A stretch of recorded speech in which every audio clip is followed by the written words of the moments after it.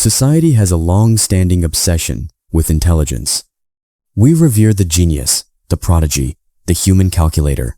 We assume that having a high intelligence quotient, IQ, typically defined as a score above 130, or 2 standard deviations above the mean, is a golden ticket to a life of ease, success, and happiness. We imagine that being smart means you have all the answers. But if you actually sit down with individuals who inhabit the far right of the bell curve, a very different picture emerges. It is not always a picture of triumph. Often, it is a picture of isolation, anxiety, and a brain that refuses to turn off. To understand the psychology of the highly intelligent, we have to stop looking at IQ as a score and start looking at it as a distinct neurological architecture. High IQ is not just more thinking. It is a fundamentally different way of processing reality. It is a brain that is wired for speed, sensitivity, and pattern recognition to a degree that can be physically painful. This is not about being better than others. It is about the biological trade-offs of having a Formula One engine in a world built for sedans. Today, we are going to strip away the envy and the stereotypes. We are going to look at the neuroscience of neural efficiency, the crushing weight of existential depression, the phenomenon of overexcitability, and the loneliness of the communication gap. We are going to explore why ignorance is often bliss, and why intelligence is, quite literally, a heavy burden to carry.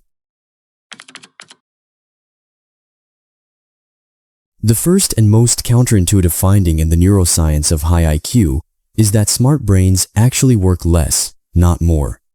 In 1988, researcher Richard Heyer performed a groundbreaking study using PET scans on people playing the video game Tetris.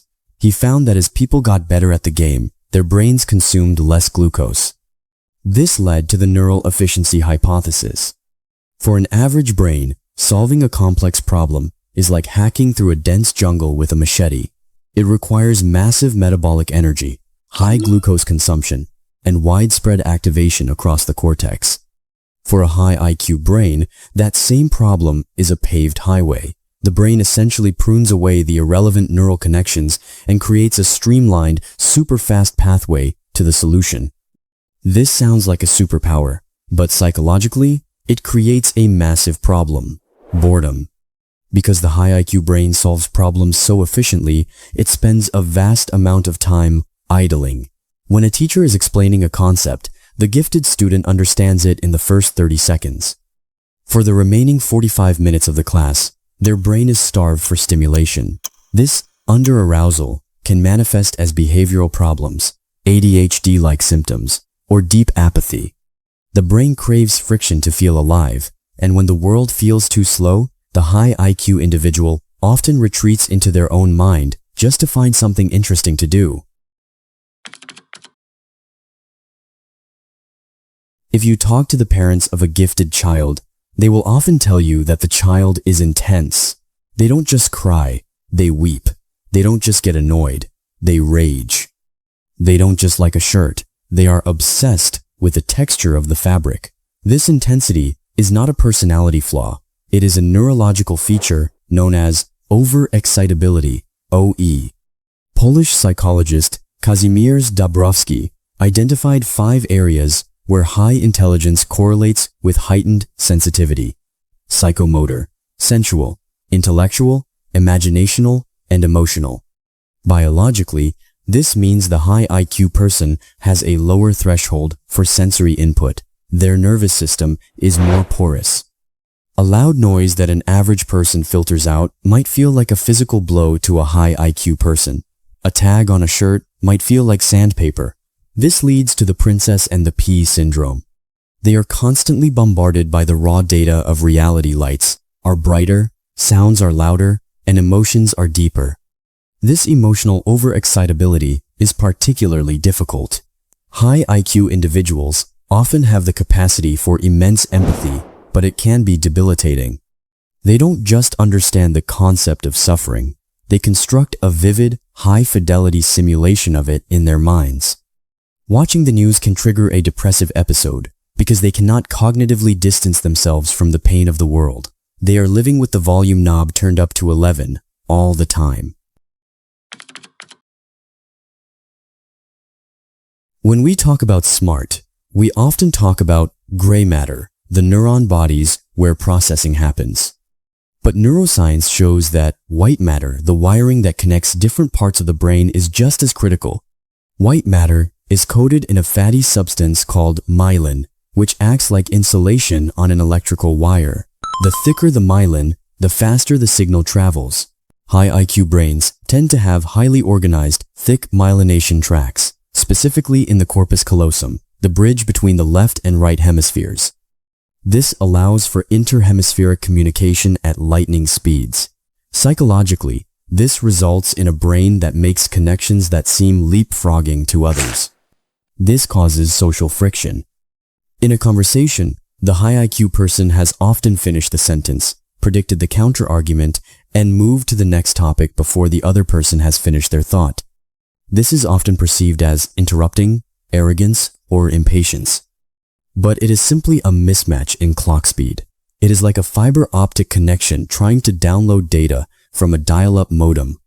The buffer bloat of social interaction becomes exhausting, leading many high IQ people to withdraw socially simply to avoid the frustration of having to slow down their internal processor.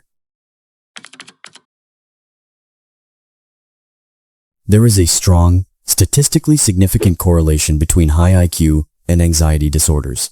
Why would being smart make you anxious? Because the brain is fundamentally a prediction machine. Its primary job is to take past data and use it to simulate the future to keep you safe. A high IQ brain is a better prediction machine.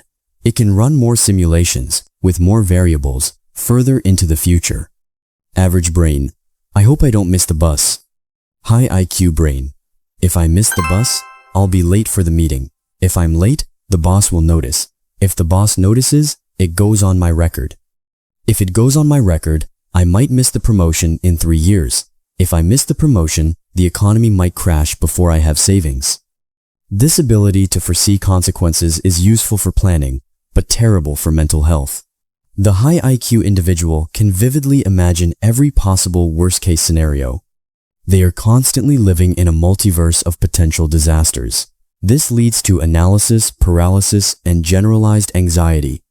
Ignorance truly is bliss, because ignorance cannot simulate the heat death of the universe or the collapse of the global economy.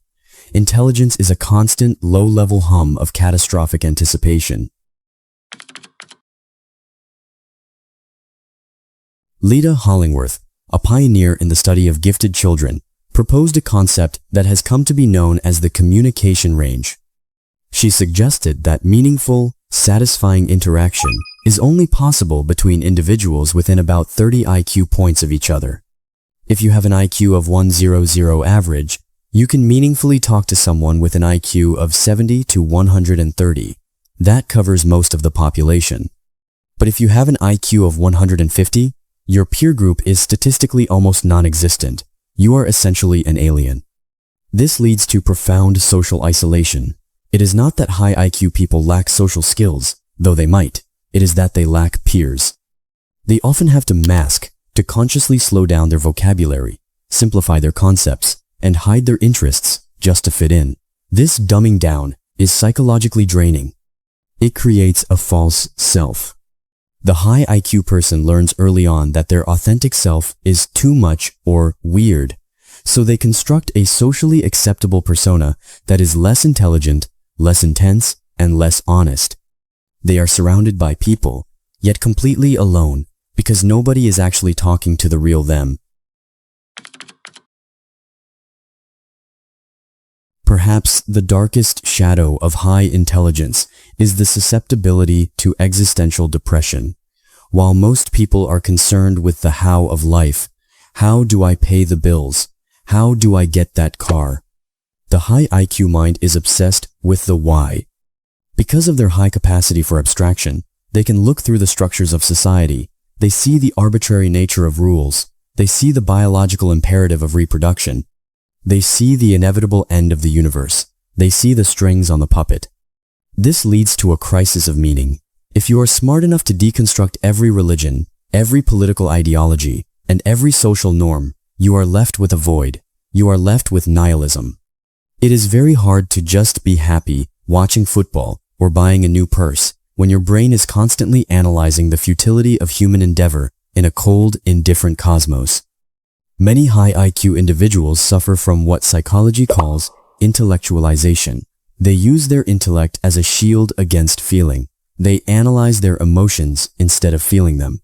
They treat their own life as a math problem to be solved rather than an experience to be lived. This creates a detachment from simple joys. They might be successful, but they often struggle to be content. One of the most insidious psychological traps for the highly intelligent is the weight of their own potential.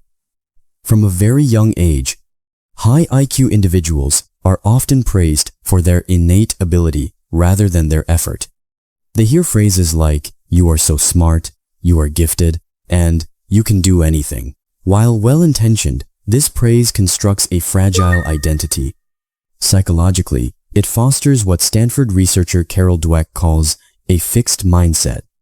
In a fixed mindset, intelligence is viewed as a static trait. You either have it or you don't. Effort is seen as a sign of weakness. If you have to try hard, it means you aren't actually smart. This creates a terrifying binary. Success confirms your identity, but failure destroys it. As a result, many high IQ adults become paralyzed by perfectionism and risk aversion. They avoid challenges where they might struggle because the struggle itself threatens their self-concept. They stick to tasks they can easily master to maintain the illusion of effortless brilliance. This leads to a profound sense of underachievement. The high IQ individual often carries a heavy, invisible burden of expectation. They feel they should be curing cancer, writing the great American novel, or solving global poverty. An ordinary life, paying bills, having hobbies, being a good friend, feels like a failure. They are haunted by the ghost of the person they were supposed to be. This gap between their actual life and their idealized potential becomes a source of chronic, low-level shame.